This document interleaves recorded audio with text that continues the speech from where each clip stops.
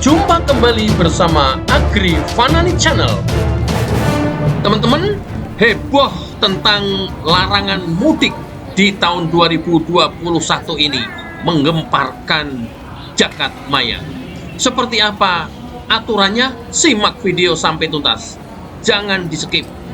Jangan lupa tuliskan pertanyaan di kolom komentar, like, subscribe, dan share ke media sosial Anda. Mudah-mudahan bermanfaat untuk teman-teman yang lain.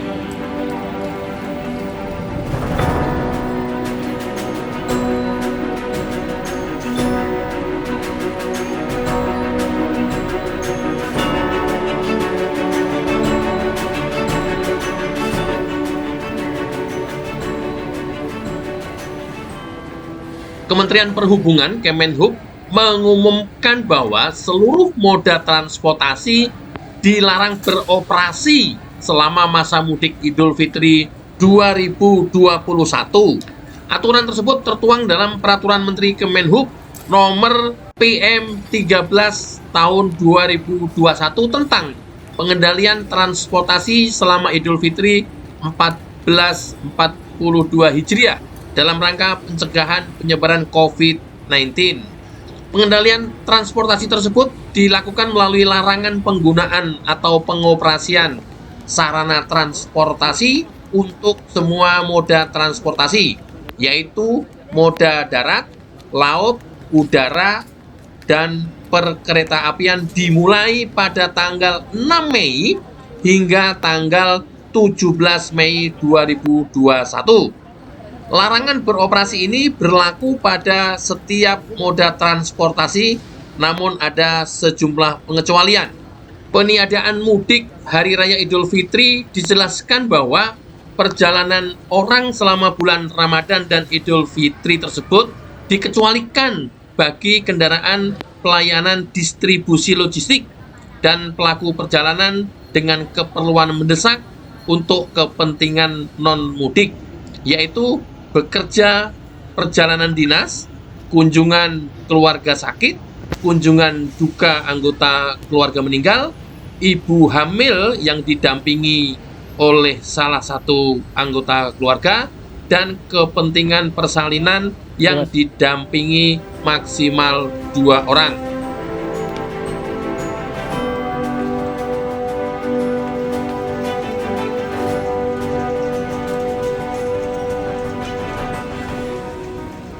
Dan dengan telah ditetapkannya kebijakan peniadaan mudik Idul Fitri 1442 Hijriah oleh pemerintah melalui rapat tingkat menteri dan yang terakhir dalam sidang Kabinet Paripurna pada tanggal 7 April 2021, serta adanya surat edaran Satgas nomor 13 tahun 2021 tentang peniadaan mudik Hari Raya Idul Fitri 1442 Hijriah dan upaya pengendalian penyebaran COVID-19 selama bulan suci Ramadan 1442 Hijriah, Kementerian Perhubungan telah menerbitkan Peraturan Menteri Perhubungan Republik Indonesia nomor PM 13 tahun 2021 tentang pengendalian transportasi selama masa Idul Fitri 1442 Hijriah dalam rangka pencegahan penyebaran COVID-19.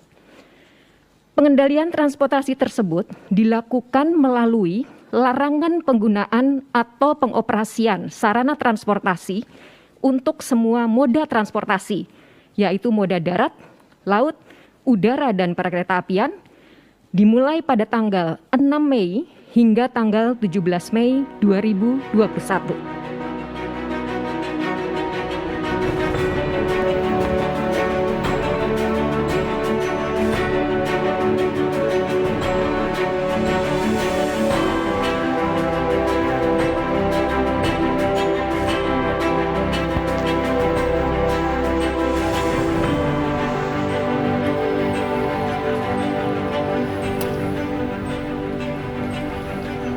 Pemerintah juga secara resmi sudah mengeluarkan larangan untuk aktivitas seluruh moda transportasi pada periode tanggal 6 Mei sampai 17 Mei 2021.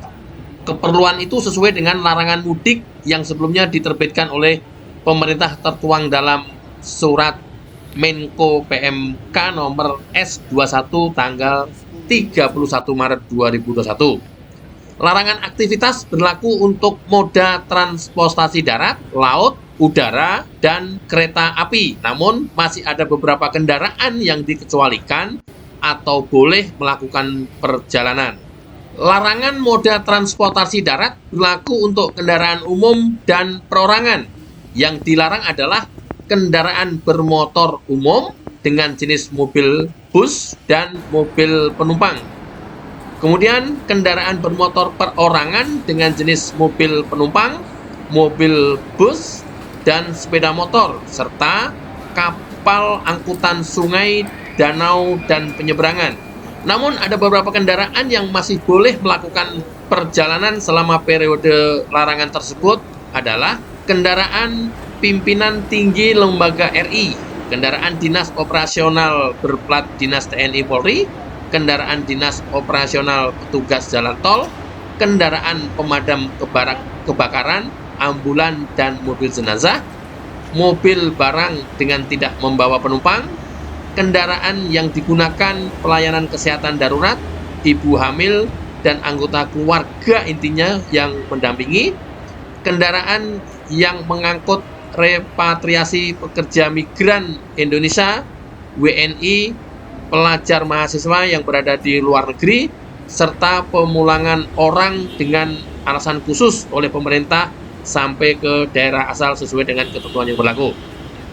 Untuk pengawasan pelarangan moda transportasi laut, pihak Direktorat Jenderal Perhubungan Laut Kemenhub akan mendirikan posko di 51 pelabuhan pantau pada H-15 dan H+15 Lebaran 2021.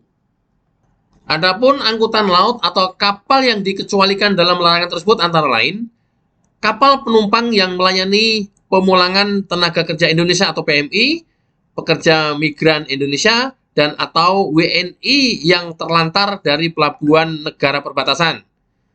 Kapal penumpang yang melayani pemulangan anak buah kapal WNI yang bekerja di kapal niaga, kapal pesiar yang dioperasikan perusahaan asing. Kemudian kapal penumpang yang melayani transportasi rutin untuk pelayanan lokasi terbatas dalam satu kecamatan, satu kabupaten, atau satu provinsi dengan ketentuan dan persyaratan pelayanan dilakukan antar pulau atau pelabuhan dalam wilayah tersebut. Kemudian kapal penumpang yang melayani transportasi antar pulau khusus bagi TNI, Polri, ASN, dan tenaga medis yang sedang dalam melaksanakan tugas.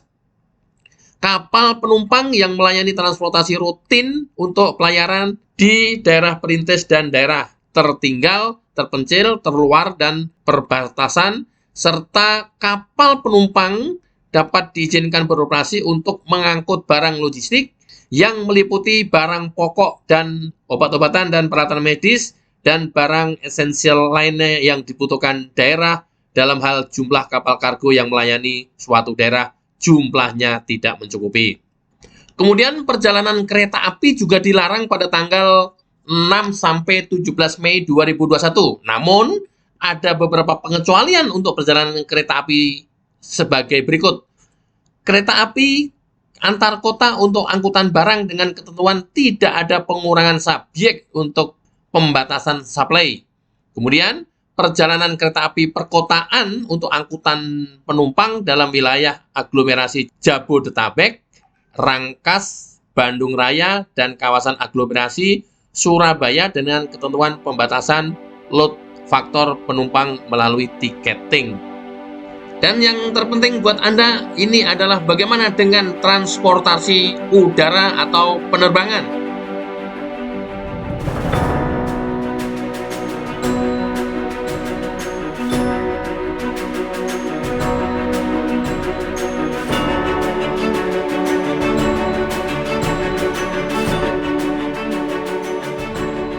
Sekarang untuk transportasi udara, simak baik-baik.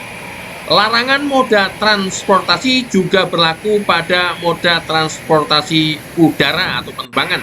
Direktur Jenderal Perhubungan Udara Kemenhub Novirianto menjelaskan, angkutan udara niaga dan bukan niaga juga tidak boleh beroperasi pada periode larangan tersebut. Sekali lagi, angkutan udara niaga dan bukan niaga, ini artinya kargo dan penumpang, juga tidak boleh beroperasi pada periode larangan tersebut. Pelarangan sementara penggunaan transportasi udara berlaku untuk angkutan udara niaga dan bukan niaga. Adapun pengecualian pada moda transportasi udara antara lain sebagai berikut. 1. Pimpinan lembaga tinggi negara RI dan tamu negara, ini dibolehkan. 2. Operasional kedutaan besar, konsulat jenderal, dan konsulat asing, serta perwakilan organisasi internasional di Indonesia, juga diperbolehkan. 3. Operasional penerbangan khusus repatriasi yang melakukan pemulangan warga negara Indonesia maupun warga negara asing. 4.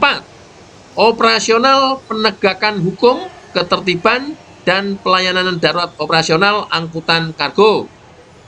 Kemudian 5. Operasional angkutan udara perintis, ini masih dibolehkan. Dan ke-6, operasional lainnya dengan seizin dari Dirjen Perhubungan Udara.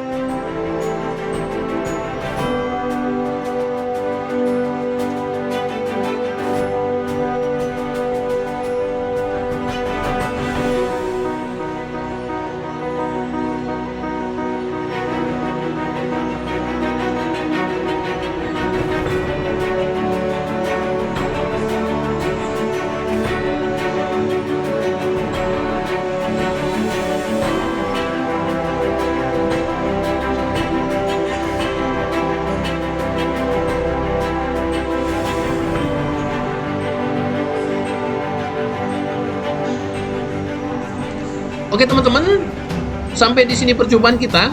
Tuliskan pertanyaan di kolom komentar. Jangan lupa like, subscribe, dan share ke media sosial Anda. Assalamualaikum warahmatullahi wabarakatuh. Dadah.